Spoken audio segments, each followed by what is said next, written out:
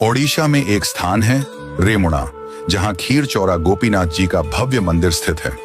वहां रात्रि में ठाकुर जी को 11 मिट्टी के स्कोरों में खीर का भोग लगाया जाता है और भोग लगने के बाद जितने दर्शनार्थी होते हैं सब में वह खीर प्रसाद स्वरूप बांटी जाती है।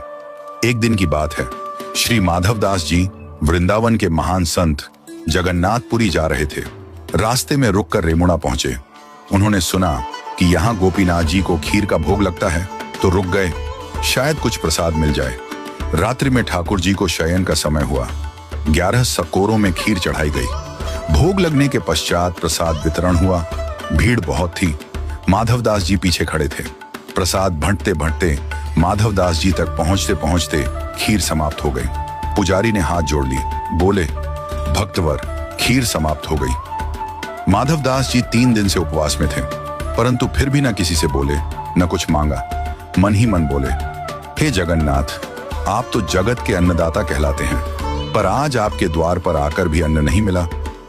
वे एक वृक्ष के नीचे जाकर बैठ गए, भूखे प्यासे पर मौन शांत भक्त वत्सल भगवान के भरोसे। रात्रि में ठाकुर गोपीनाथ जी ने पुजारी को स्वप्न दिया, उठो, एक खीर का सकोरा मैंने बचा कर रखा है, जाओ उसे लेकर माधवदास को दो, वे भूखे हैं। पुजारी चौंक गए, बोले, प्रभु, मैंने तो 11 स्कोरे ही चढ़ाए थे और सब बांट दिए थे। ठाकुर जी मुस्कुराकर बोले, नहीं, 11वां स्कोरा मैंने चुरा लिया था, अपने प्रिय भक्त माधवदास के लिए। पुजारी दौड़े। उन्होंने सचमुच मंदिर में एक स्कोरा पाया, जो अन्य प्रसाद से अलग रखा हुआ था। खीर अब भी गर्म थी, सजीव थी, सजीवता का अनुभव हो रहा था। वे दौड़कर वृक्ष के नीचे पहुंचे, जहां माधवदास जी बैठे थे।